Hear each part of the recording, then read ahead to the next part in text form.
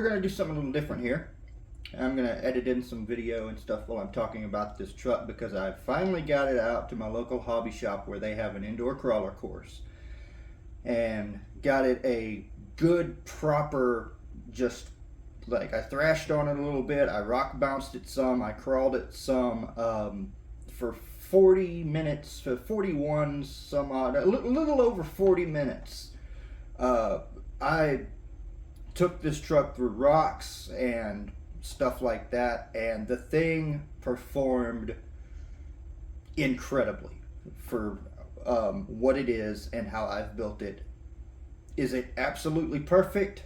No, there's still some things I want to do to it, but the thing just I am so proud of how I built this truck. For those of you who don't know, I'm really into mechanics and building stuff and things like that, and I just love the fact that this was built. I mean, sure, it's off the shelf parts, but I assembled it and did some little things here and there, and just like I couldn't be happier with the performance I got out of this truck. So this thing, I don't want to sound like I'm insulting anybody because I'm not. There's some things you got to understand, but this thing outperformed, in my opinion. Was in some cases quicker through the rocks and obstacles than pretty much anybody else there. And I don't mean that as an insult. We'll put it this way. If it was a competition, I would not have let this truck run against what they were running. Because they were running scale rigs. They were running full-sized trucks and things like that. And Jeep bodies. And, you know, well, a Jeep body's pretty good. But they also had trucks that were more scale, where they have overhangs with the bodies and stuff like that. And in that case, there's things to get hung up on. This thing can be parked against a wall and go straight up. And as a matter of fact, I did that on a couple of different occasions. The fact is, this is just a setup that is really capable, and other people are limited by the scale aspect of their vehicles. So I'm not being insulting to anybody by saying that this was more capable or in some cases worked better. It's just the way it is. It's all tire, there's no body panels to get hung, and it just performed extremely well. I'm very proud of it. Did have a couple of problems. The shocks, these Injora brand shocks, leak way worse than I actually thought they did. They were covered in oil by the time I was done, which sucks. I might be able to fix that by doing something with the threads, or maybe a layer of goo or something, maybe thread lock when I put the shocks together, just to help seal them. I don't think it's leaking from the seals, and if it is, then the kit that came with these shocks, they come with extra seals. So I might be able to fix that. The servo did extremely well. 40 minutes of running through rocks and things like that. This thing never even got hot to the touch. It barely even got warm, which is nice because I was every which way constantly with the wheels, wobbling it around, trying to get through rocks and stuff. Just completely satisfied with that. The Hobbywing fusion system, again, did absolutely incredible. It barely ever even got warm to the touch. It certainly didn't get hot. Now, I will admit I was indoors in an air-conditioned environment, and it wasn't what I would consider a real-world test, because I'm in Texas, and when you're outside, you're in 90-degree weather with humidity, which heats things up a bit. You don't get the best cooling. So, maybe not a fair test there, but the Hobbywing Fusion did absolutely amazing. It had the power when I needed it. It had the low-end control when I needed it. It's capable of more than I am as a driver. These little Injora tires here, I don't remember what compound they are, but I'm pretty sure they're not the, what is it, I think S5. They're the, what are they, Kraken Claws?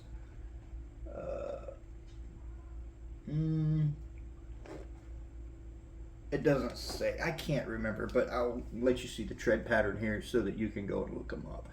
They worked well in the rocks where there were edges for these cleats to bite into, but when I was on the course that they have built up there, the bottom layer is like rocks, and then from there up, I think they use like fiberglass or something to actually build the course. Um, these tires didn't grip as well as some other people's wheels or some other people's tires. The reason for that is pretty simple, in all honesty. When you have big cleats, you have less surface area to grip. Yes, these will flex and bite into cracks and crevices on the rocks, but when you're on a smooth surface, uh, what's better than this is to have a tire with more surface contact. So these didn't really bite as well as I would hope, but it's a lack of surface area. If you, again, you look at the tire tread, the only thing really going to be touching is each of these little treads here. The valleys in between them do not touch your surface, so it affects how much they can grip. Are they good tires?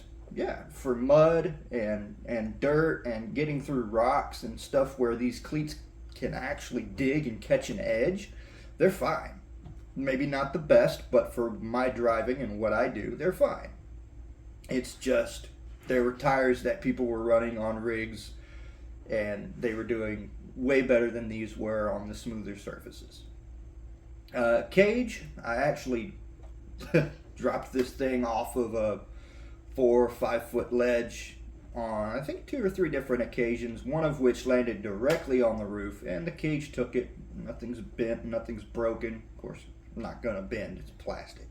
What I did manage to do was, because of the skid plate here is aluminum, there's no flex to it. When this thing landed upside down, the plastic transmission housing with the weight of the fusion system and everything, mass is mass. The truck stopped, but everything wanted to keep going. And when it hit, it basically flexed the transmission and stuff enough that it actually popped 2 of my screws out. Now, this is not the truck's fault. It's not even the transmission's fault.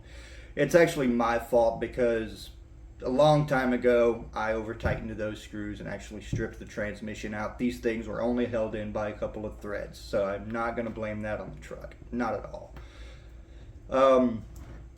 Another thing that was my fault was I had some screws come loose, mostly right up here in the steering system, but when I put this together, I was at a family member's house, and all of my parts and the truck itself was actually brought by somebody else because I was already there.